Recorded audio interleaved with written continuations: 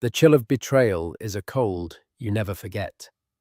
For 10 years, one woman poured her soul into building her husband's empire, only to be cast aside for a younger model like a forgotten antique.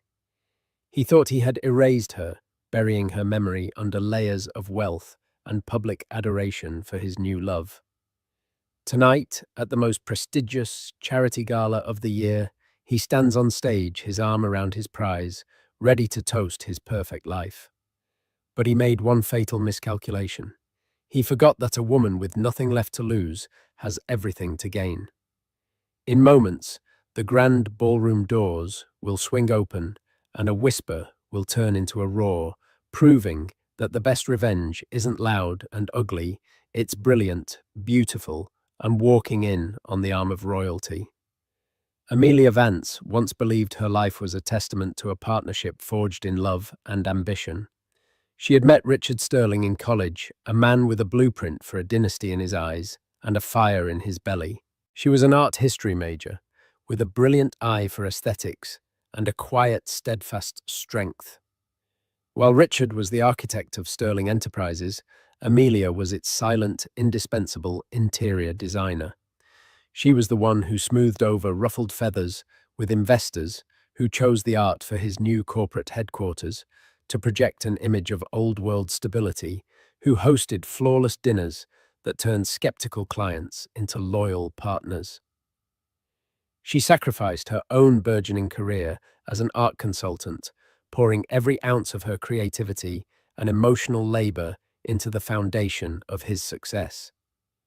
Their home, a sprawling penthouse overlooking Central Park, was her masterpiece, a space that whispered of power and taste, not shouted it. Every piece of furniture, every painting, every carefully curated object was a reflection of the life she thought they were building together. It was a beautiful cage, and for a decade she had been its willing, happy occupant. The first crack in the gilded facade appeared not as a dramatic fissure, but as a subtle, chilling draft. It was the scent of a different perfume, something cloyingly sweet and juvenile clinging to his suits. It was the late-night board meetings that became more frequent, the phone calls taken in hushed tones on the terrace. Richard, hence her confidant, became a polite, distant stranger who shared her bed, but not her life. He began to critique her, his words like tiny, sharp pebbles thrown against the stained glass of her confidence. Her classic, elegant style was suddenly dated. Her thoughtful opinions on his business were uninformed. Her very presence, once his anchor, seemed to be an annoyance. The truth, when it came, was not delivered with kindness or remorse. It was brutal and public. A gossip website, known for its merciless exposés of the city's elite, published a series of photographs. There was Richard, his arm wrapped possessively around a woman half his age, her hair a cascade of artificial blonde, her smile a predatory gleam. Her name was Krystal Monroe, an aspiring model whose only notable asset seemed to be her unabashed ambition. They were pictured laughing on a yacht in St. Bart's, kissing outside a Michelin-starred restaurant in Paris, and shopping on Rodeo Drive. The dates of the photos spanned the last 18 months. When Amelia confronted him, the glossy magazine prints spread across their marble coffee table like pieces of a shattered life. He didn't even have the decency to look ashamed. He looked relieved. "Oh, thank God," he'd said, running a hand through his perfectly coiffed hair. "I was wondering how to bring this up. It's better this way. Cleaner." Cleaner. The word echoed in the vast, silent apartment. He spoke of ending their 15-year relationship, 10 years of marriage, as if it were a business transaction, a portfolio to be liquidated. "I need someone who complements my current lifestyle, Amelia," he explained, his voice devoid of emotion. "Krystal understands the new direction of my brand. She's vibrant. She's relevant." The implication was clear. Amelia was irrelevant. She was the starter wife, the beta version of the woman he needed, now that he was Richard Sterling, the titan of industry, and not just Rich Sterling, the dreamer she'd married. The divorce was a masterclass in cruelty. His legal team, a pack of sharks in $1,000 suits, painted her as a grasping, resentful woman, demanding an unreasonable share of his empire. They argued that her contributions were non-monetary, the duties of a wife, and therefore held little value. They dissected her life, her sacrifices, and presented them as a comfortable existence for which she should be grateful. Richard, the man she had propped up, stood by and let them tear her down. He wanted not just to divorce her, but to humiliate her, to erase her from the story of his success, so he could insert Krystal as his rightful queen. He won for the most part. He had the better lawyers, the deeper pockets, and the more ruthless spirit. Amelia was left with a settlement that was a pittance compared to the fortune she had helped build, and the sprawling penthouse was stripped of her touch, sold to make way for a new, flashier monument to Richard's ego. The last time she saw him, he was directing movers out of their home. "Try to build a life for yourself, Amelia," he'd said, a smirk playing on his lips. "It's what independent women do, isn't it?" It wasn't advice, it was a curse. He wanted her to fail to fade into obscurity, a forgotten footnote in his glorious biography. As she walked away from the life she knew with only her personal belongings and a broken heart, she felt a cold, desolate emptiness. Richard hadn't just left her, he had tried to annihilate her. The first 6 months after the divorce were a grey, formless blur. Amelia moved into a modest but tasteful apartment on the Upper West Side, a world away from the opulent splendor she had once known. The silence was the loudest thing in the room. There were no staff bustling about, no ringing phones with news of another deal closed, no echo of Richard's booming voice. There was only the hum of the refrigerator and the frantic, hollow beat of her own heart. Her friends, loyal and well-meaning, tried to pull her from the wreckage. Her best friend, Sophia, a sharp-witted gallery owner with a no-nonsense attitude, was a constant presence. She would arrive with containers of take-out bottles of expensive wine and a determination to not let Amelia drown in her sorrow. "He's a monster, Ames," Sophia would say, perched on the edge of the sofa, while Amelia stared blankly at the wall. "A narcissistic black hole in a bespoke suit. He didn't just leave you, he tried to unmake you. Don't let him." But Amelia felt unmade. Her identity had been so inextricably linked with Richard's that she no longer knew who she was without him. She was Mrs. Sterling, the gracious hostess, the silent partner, the woman behind the man. Who was Amelia Vance? She could barely remember the ambitious young woman who had once dreamed of running her own art advisory firm, who could lose herself for hours in the brushstrokes of a sergeant or the bold lines of a Calder. That woman felt like a ghost. The gossip columns were a constant source of fresh pain. Richard was flaunting his new life with a vengeance. He and Krystal were society's new darlings, or at least they were forcing themselves into that position with sheer financial brute force. There were pictures of them at every premiere, every fundraiser, every exclusive event. Krystal, draped in diamonds that Amelia knew were paid for from accounts she had helped build, would be clinging to his arm, her expression a practiced mix of adoration and entitlement. The captions would gush about Richard's newfound happiness and his stunning new partner. Amelia was never mentioned. It was as if she had never existed. Richard's cruelty extended beyond the press. He made sure the world she once inhabited closed its doors to her. Invitations to social events dried up. Friends they had shared as a couple suddenly became too busy for lunch. She was a pariah, a reminder of a past Richard was determined to rewrite. He was poisoning the well, ensuring she remained isolated and broken. One rainy Tuesday afternoon, Amelia hit her nadir. She was sorting through a box of old keepsakes when she found a framed photo from early in their marriage.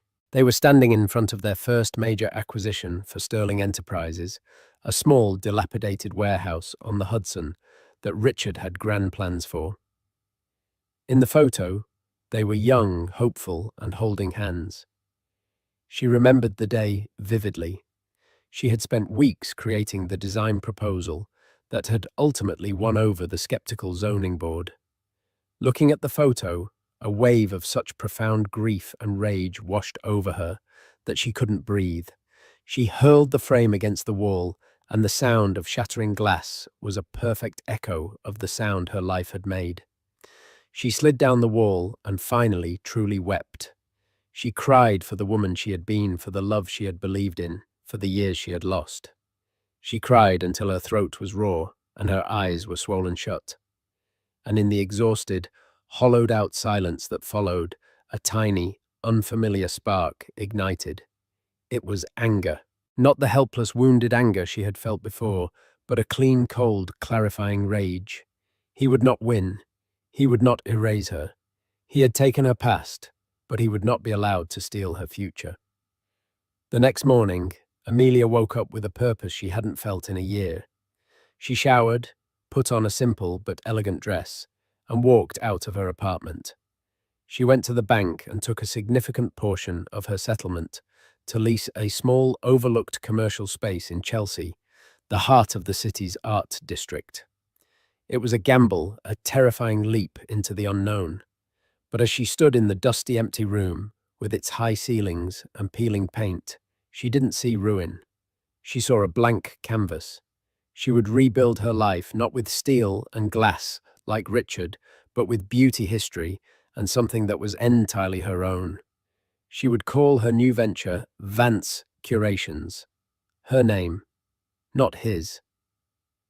Transforming the dusty Chelsea space into Vance Curations became Amelia's salvation. She poured every waking hour into it, her grief and anger channeled into sanding floors, patching plaster, and designing the perfect lighting to showcase art.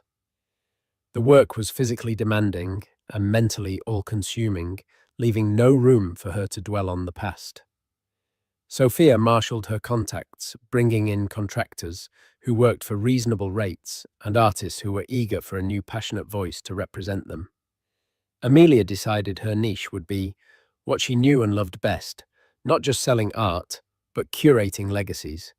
She specialized in art advisory and provenance research, helping new collectors build meaningful collections and established families manage their artistic estates. It was a quieter corner of the art world, one that valued intellect and integrity over flash and glamour. It was everything Richard's world was not. Her first few months were a struggle. The sterling name, once a key that opened any door, was now a liability. Some potential clients still in Richard's orbit treated her with a condescending pity that was worse than outright scorn. But Amelia persisted. Her knowledge was undeniable, and her passion was infectious. She secured a small but significant contract to advise on the art portfolio for a boutique hotel, and her tasteful, intelligent choices earned a mention in a prestigious design magazine. It was a small victory, but it was hers. The day that changed everything began like any other. Amelia was meticulously researching the history of a minor 18th century portrait she believed was misattributed. An appointment was scheduled in her calendar under the name A. Windsor, a representative for a private European collector. She assumed it was an assistant or a junior associate. At precisely 2 p.m., the bell on her gallery door chimed. The man who entered was not what she expected. He was tall and impeccably dressed in a way that suggested effortless breeding rather than expensive tailoring. He had kind, intelligent eyes and a calm, quiet demeanor that seemed to fill the room. He looked around the small gallery, his gaze appreciative and knowledgeable. "Miss Vance," he asked, his voice carrying a faint, unplaceable European accent. "I am Alistair Windsor. It is a pleasure to meet you. I read the article about your work on the Hotel Beaumont collection. It was very impressive." Amelia, slightly flustered by his commanding yet gentle presence, shook his hand. "Mr. Windsor, thank you for coming. How can I help you?" "I am looking to acquire a piece for my family's foundation," he explained. "Something with a story. My family has always believed that art is not merely an asset, but a vessel of history. Your firm's philosophy seemed to align with ours." For the next 2 hours, they talked not as client and advisor, but as two people who shared a profound love for the stories objects could tell. He spoke of his family's lost collection during the Second World War and his foundation's mission to both acquire new art and recover what was stolen. Amelia, in turn, opened up about her passion for provenance, the detective work of tracing a painting's journey through time. She forgot to be guarded, forgot to be the wounded ex-wife of Richard Sterling. She was simply Amelia Vance, an expert in her field, speaking with an engaging and equally knowledgeable peer. It was only when he handed her his card at the end of their meeting that she made the connection. The card was thick, cream-coloured stock with a simple, elegant crest embossed at the top. The name read, His Serene Highness, Prince Alistair of Montavia. Amelia stared at the card, her mind reeling. Montavia was a small, formerly sovereign principality, nestled between France and Switzerland, known for its banking and philanthropy. Its royal family, while no longer ruling, was immensely respected, wealthy, and deeply involved in charitable works across the globe. Alistair gave a small, almost apologetic smile. I find Mr. Windsor facilitates more honest conversations, don't you think? People can be rather different when a title enters the room before they do. Amelia felt a blush creep up her neck. Your Highness, I had no idea. Please call me Alistair, he insisted warmly, and I would be honoured if you would assist me. I am also hosting a small reception for my foundation's board next month. I would be delighted if you would attend as my guest. I believe your insights would be invaluable. Over the following weeks, their professional relationship blossomed. Alistair was a frequent visitor to Vance Curations. He was fascinated by her work, by the meticulous way she uncovered the hidden histories of forgotten artworks. He never once mentioned Richard Sterling. He never asked about her divorce or her past life. He was interested in her, her mind, her passion, her resilience. He treated her not as a broken thing to be fixed, but as a remarkable woman who had built something beautiful from the ashes of her old life. With him, she felt seen in a way she hadn't in over a decade. He wasn't a knight in shining armor, come to rescue a damsel in distress. He was a kind, brilliant man who saw the queen who had always been there, waiting to reclaim her own throne. The quiet respect in his eyes was worth more than all the diamonds Richard had ever bought her. For the first time since the shattering, Amelia felt the solid ground of her own worth beneath her feet. One crisp autumn afternoon, a thick cream-coloured envelope arrived at Vance Curations by messenger. It was heavy, the kind of stationery designed to convey importance before it was even opened. Amelia slit the seal with a palette knife, her stomach tightening with a familiar sense of dread. The embossed logo at the top was unmistakable. Sterling Enterprises. It was an invitation to the 10th annual Sterling Foundation Gala, the crown jewel of New York's philanthropic calendar. It was an event Amelia had planned and executed for 9 consecutive years. She knew the caterers, the florists, the seating charts. She knew it was Richard's favourite night of the year, a spectacle designed to showcase his power, his wealth, and his supposed generosity. Her name on the invitation was a deliberate, calculated cruelty, Ms. Amelia Vance. Not the familiar, warm Mr. and Mrs. Richard Sterling of years past, but a cold, formal acknowledgement of her new diminished status. Tucked inside was a handwritten note on Richard's personal letterhead. Amelia, I thought it only fair to extend an invitation. It's important to show the world there are no hard feelings. A chance for you to see what we've built. Krystal is chairing the committee this year. I'm sure you'll agree she's done a marvellous job. All the best, Richard. Every word was a perfectly aimed barb. No hard feelings. A lie so blatant it was insulting. What we've built. A deliberate twisting of the knife reminding her of her erased contributions, and the mention of Krystal as the new chair that was the masterstroke of his malice. He wasn't inviting her, he was summoning her to witness her replacement. He wanted her to sit in a corner, a lonely ghost at the feast, and watch Krystal shine in the spotlight Amelia herself had created. He wanted to parade his victory in front of her and the whole of New York society. She crumpled the invitation in her fist, the sharp edges of the card digging into her palm. Her first instinct was to throw it in the trash, to burn it, to pretend it had never arrived. Why would she subject herself to such a public humiliation? To see the pitying looks, to hear the whispers, to face the man who had torn her life apart and the woman who had happily taken her place. She was recounting the story to Sophia later that evening over a glass of wine, her voice tight with renewed anger. "It's a command performance," Amelia said, pacing her small living room. "He wants to put me on display. Look at my sad, pathetic ex-wife. Look how much better my life is now. I can't go. I won't." Sophia took a sip of her wine, her expression thoughtful.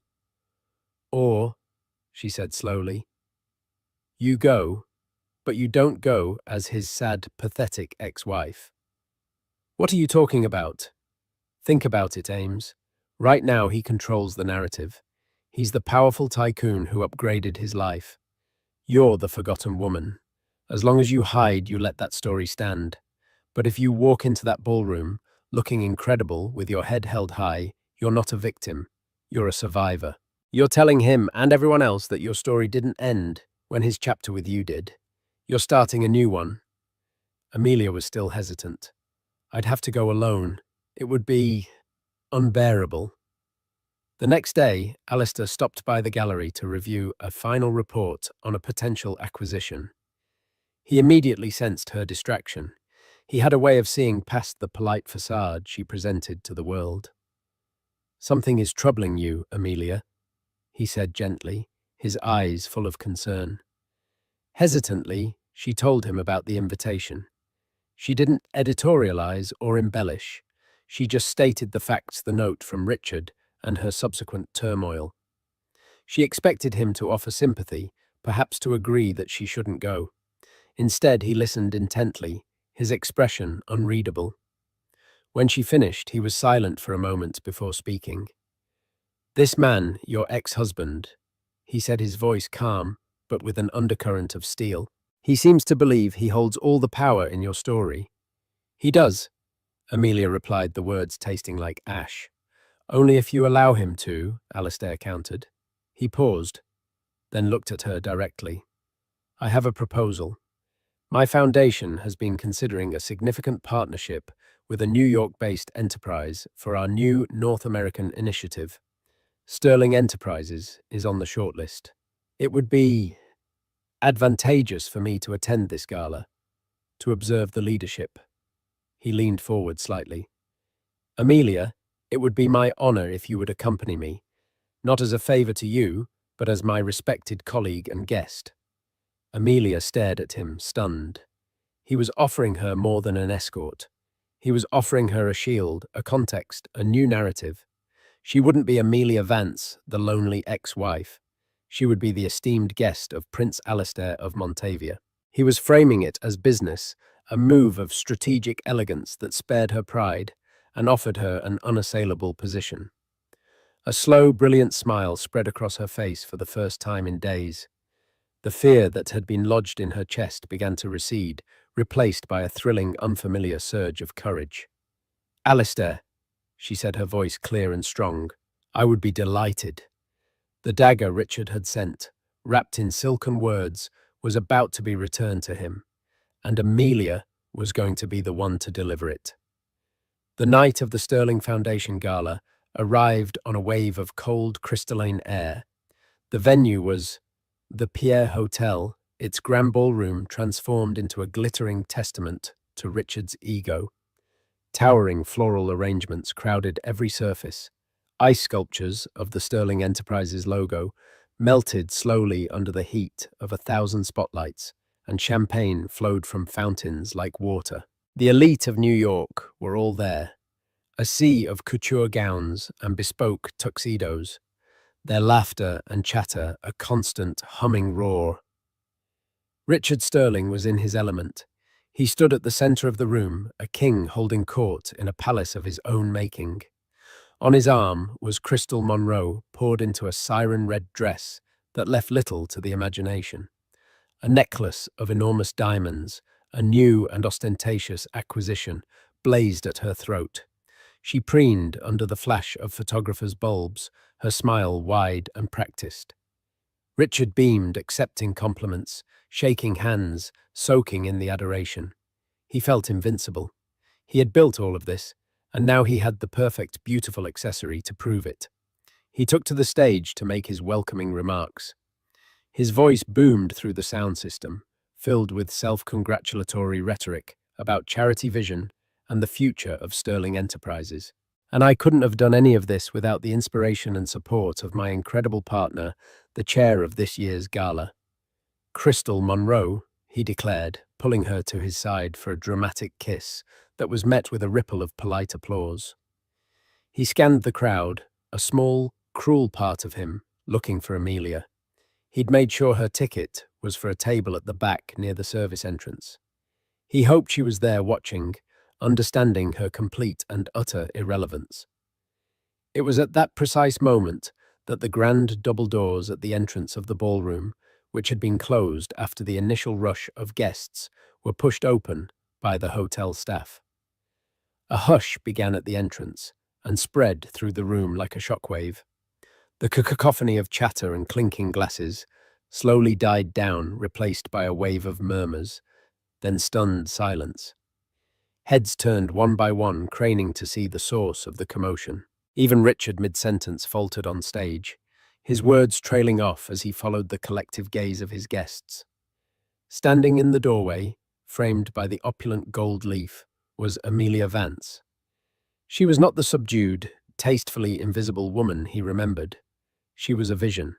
She wore a gown of deep sapphire silk that shimmered under the chandeliers, a classic, elegant silhouette that spoke of timeless grace, not fleeting trends. Her hair was swept up in a sophisticated chignon showcasing the graceful line of her neck, and a pair of exquisite sapphire and diamond earrings that glittered with quiet fire. Her makeup was understated, yet flawless. She looked radiant, serene, and utterly breathtaking. She radiated a confidence that was not borrowed or bought, but earned. But it wasn't just her stunning transformation that had stopped the room cold. It was the man by her side. Prince Alistair of Montavia stood with his hand resting gently on the small of her back. He was the picture of understated nobility, his tuxedo perfectly tailored, his bearing calm and dignified. He scanned the room with an air of polite authority, his presence a stark contrast to Richard's boisterous showmanship. He was not a celebrity, he was royalty, and the distinction was palpable. The crowd erupted in a flurry of whispers. "Is that Amelia Vance? My God, she looks incredible. Who is that with her? Wait, is that Prince Alistair? What is he doing here and with her?" The photographers, who had been lazily snapping pictures of Richard and Krystal, suddenly swarmed towards the entrance, their flashes firing in a frantic, blinding volley. The spotlight had shifted violently and irrevocably. On stage, Richard stared, his face a mask of disbelief. The triumphant smile froze, then melted into a slack-jawed gape. He felt a surge of pure, hot fury. This was his night, his gala. How dare she? How dare she walk in here looking like that on the arm of a prince? It was impossible. It had to be a trick. Krystal, sensing the shift in the room's energy, gripped his arm. "Who is that?" she hissed, her voice laced with insecurity. The diamonds around her neck suddenly felt garish and cheap compared to the quiet elegance of the woman who had just entered. Amelia didn't scan the crowd for Richard. She kept her eyes forward, a small, calm smile on her face, as Alistair guided her into the room. She wasn't looking for her ex-husband. She wasn't there for him at all. She moved through the parted sea of guests, the whispers following her like the train of a gown. She was no longer a ghost at this feast. She was the main event. And as she and Alistair were graciously guided to a prime table near the front, one hastily arranged by the fawning hotel manager, Richard Sterling, standing on his own stage, had never felt so small. The sound that filled the room was no longer applause for him, but the deafening sound of 1,000 whispers, all asking the same question. Who was Amelia Vance, really? The atmosphere in the ballroom had been irrevocably altered. The air crackled with a new delicious tension.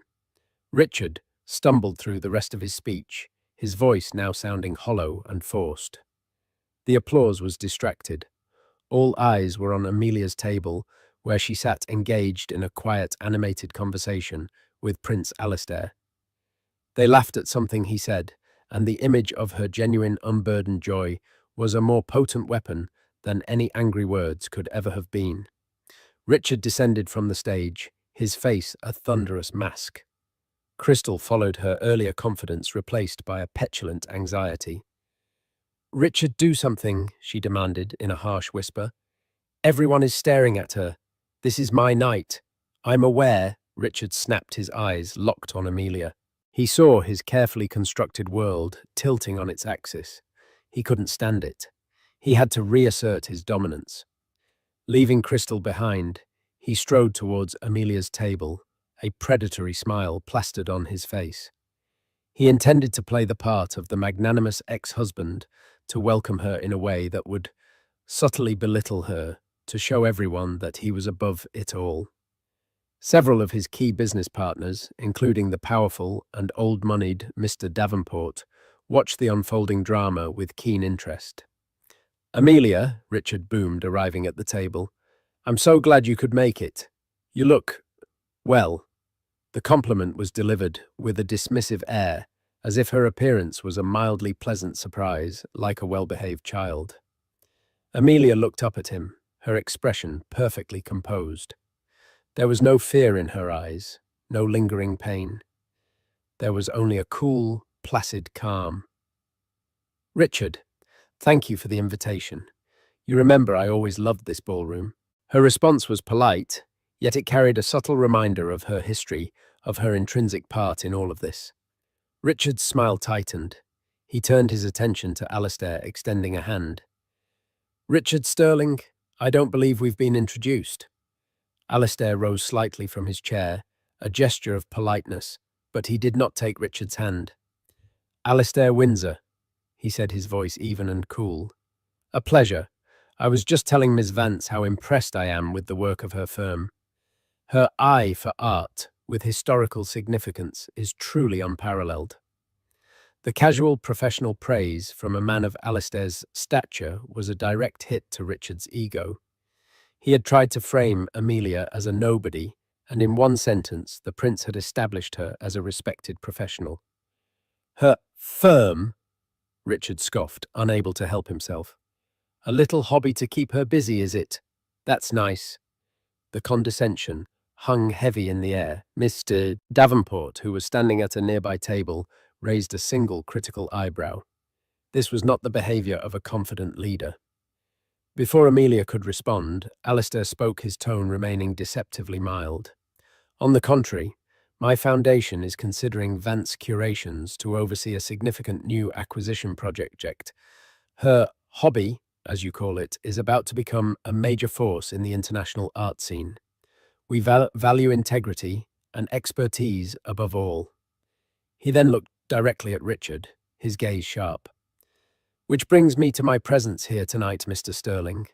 The Montavia Foundation was considering Sterling Enterprises for a substantial philanthropic partnership.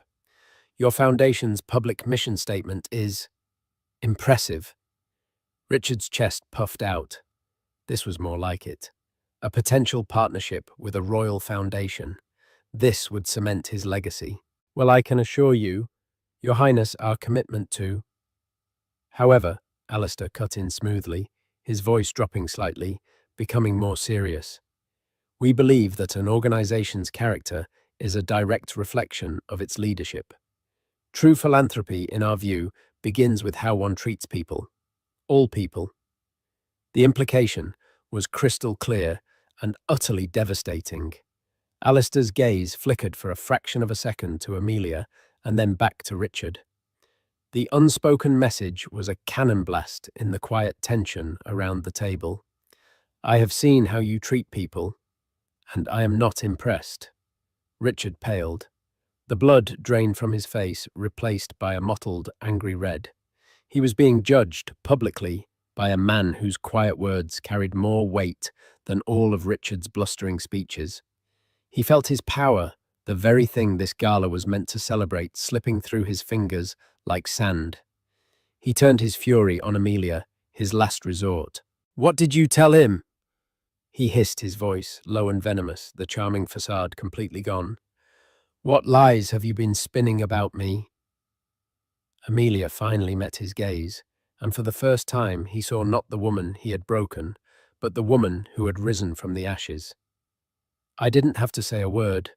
Richard," she said, her voice clear and steady, audible to the nearby listeners. "Your character speaks for itself. It always has." It was a final, perfect cut. Richard stood there speechless and exposed his own boorishness and cruelty, laid bare for all to see. Mr. Davenport slowly turned away, a look of profound disappointment on his face, and began a quiet conversation with another investor. The seeds of doubt had been sown. The cracks in Richard Sterling's crown were beginning to show, and they were spreading fast. He had tried to humiliate his ex-wife and had only succeeded in humiliating himself on the grandest stage he could have possibly built. The fallout from the gala was not a slow burn. It was a detonation. By 7 a.m. the next morning, the digital editions of every major society and news outlet had splashed their front pages with the story. The narrative wasn't merely about a surprising guest list. It was a full-blown coronation. The lead photograph, a stunning candid shot, was ubiquitous.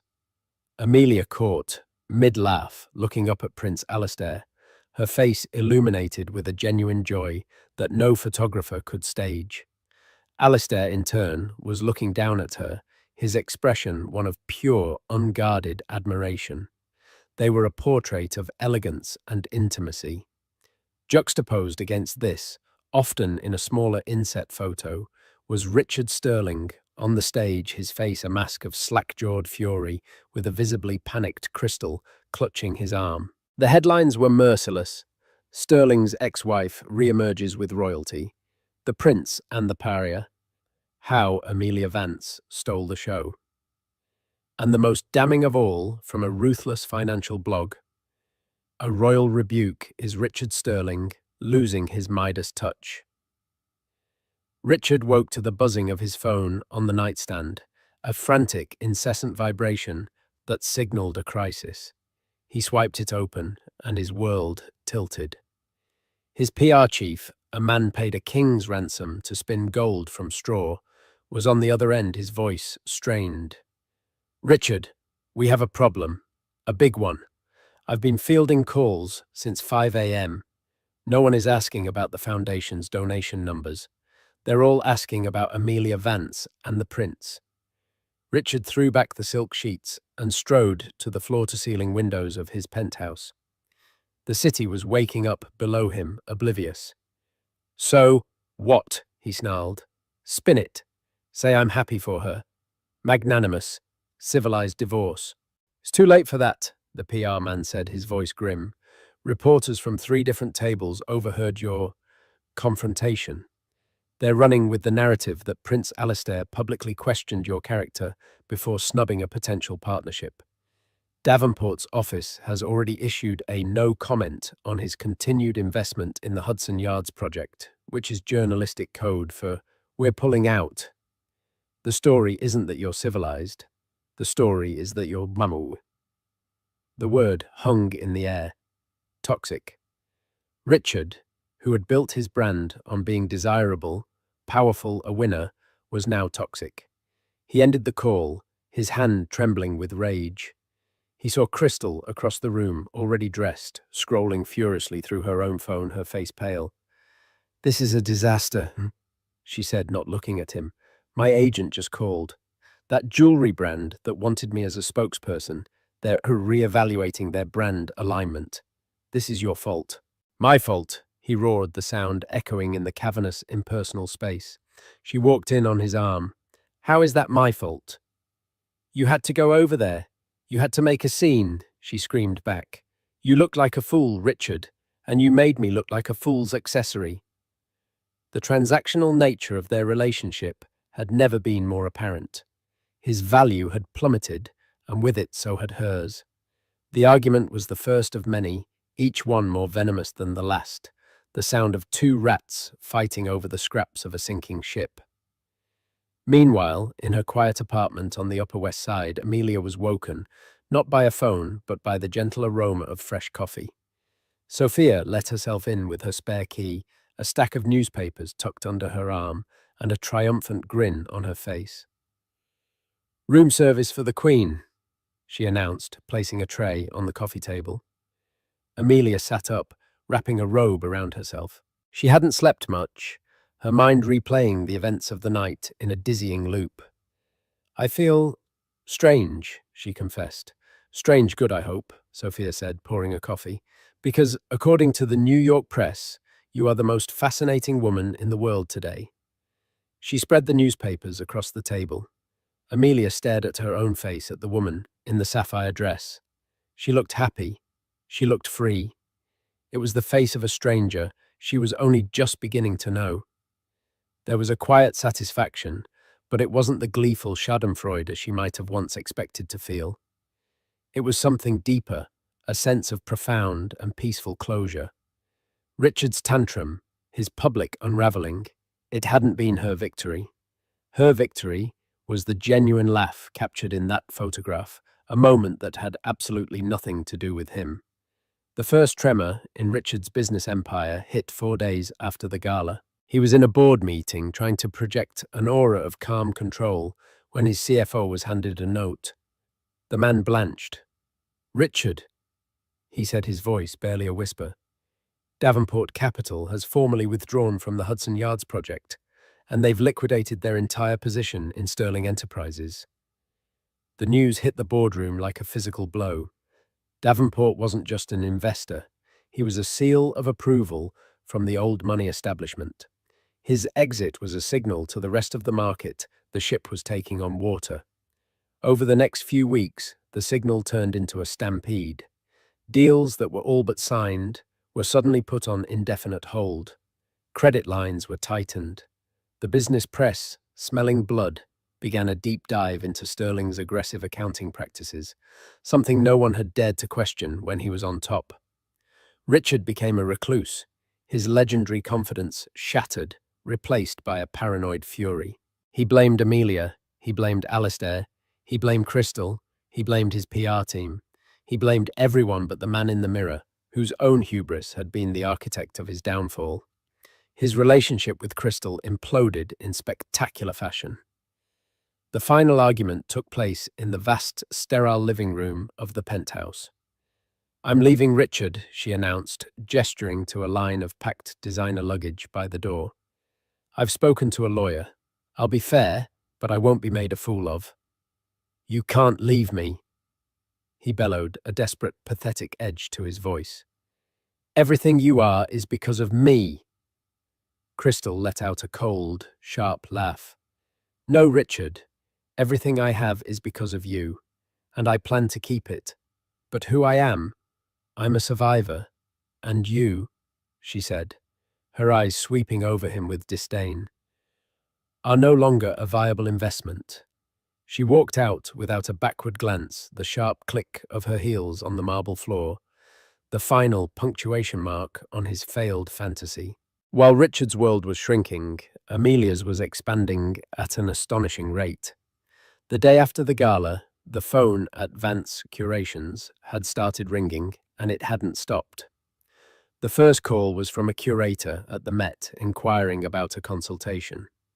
Then came an email from the office of a world-renowned architect wanting to commission her to source the art for a new private museum in Dubai. Old clients who had abandoned her after the divorce suddenly reappeared full of false bonhomie. Amelia, with Sophia's gleeful guidance, tripled her rates for their business. She hired 2 sharp, ambitious art history graduates to help manage the workload. The small gallery in Chelsea became a vibrant, energetic space, a stark contrast to the tomb-like silence of Richard's penthouse. She found her stride as a leader, discovering a talent for nurturing her young employees' skills. She was building something real, something that had value beyond a name or a price tag. Her relationship with Alistair grew in the quiet spaces between the chaos. He was a constant calming presence. He never presumed to advise her on her business, but he was a brilliant listener, his insightful questions often helping her clarify her own thoughts. They discovered a shared love for old films, rainy Sunday afternoons spent in dusty bookshops, and the simple pleasure of a long walk with no destination. He showed her his world, not the pomp and circumstance of royalty, but the genuine passion behind his foundation's work. She in turn showed him her world, the stories hidden in a brushstroke, the history contained in a single object. One evening, about 2 months after the gala, he took her to a small, unassuming Italian restaurant in Greenwich Village. Over pasta and red wine, he formally offered the partnership. The board was unanimously impressed with your proposal, Amelia. He said, his tone professional, but his eyes warm. They agree that Vance Curations is the perfect firm to lead our new, repatriated art initiative. Tears welled in Amelia's eyes, and for a moment she couldn't speak. It wasn't just the contract which was life-changing. It was the validation. It was the fact that he had waited, letting her business boom on its own merits before making this official. He had ensured no one could ever claim she was handed this opportunity. He had protected her victory, making sure it was entirely her own. Alistair, she finally whispered, thank you. Thank you, Amelia. He replied, reaching across the table to take her hand. You have brought a remarkable clarity and passion to this project. We are the fortunate ones. The culmination of it all came 6 months after that fateful night at a villa overlooking Lake Geneva. The Montavia Foundation's board meeting had been a resounding success. Amelia had presented her strategic plan for the new museum wing, speaking with an authority and confidence that captivated the room of powerful, discerning men and women. She was not the prince's companion. She was a world-class expert, a visionary in her field. Later that evening, she stood on the balcony, the cool Swiss air a balm on her skin. The lake was a sheet of dark glass reflecting the diamond-like stars above. Alistair came to stand beside her, wrapping a warm cashmere coat around her shoulders. A beautiful view, he said softly. Yes, it is, she replied, her gaze distant. She had seen an alert on her phone just before stepping outside. Sterling Enterprises enters receivership. Founder Richard Sterling forced out. It felt like news from another lifetime about a man she barely knew. There was no surge of triumph, no vindictive pleasure. There was only a quiet, detached pity for a man who had built a glittering empire of sand, only to be surprised when the tide came in. What are you thinking about? Alistair asked, sensing her reflective mood. She turned to face him, a real, serene smile on her face. I was thinking about foundations, she said. My old life was built on a foundation of wealth and image. It was hollow. It couldn't withstand a single storm. And now, she paused, looking out at the steadfast ancient mountains across the lake. Now I feel like I'm standing on solid ground, ground I cleared and leveled myself. Her victory wasn't Richard's downfall. Her victory wasn't even the prince at her side as wonderful as he was. Her true triumph was the woman she saw in the reflection on the glass, a woman who was strong, independent, and whole. The prince was a cherished part of her new kingdom, but he was not its ruler. The crown was her own hard-won independence. Her scepter was her talent, and her throne was the life she now commanded.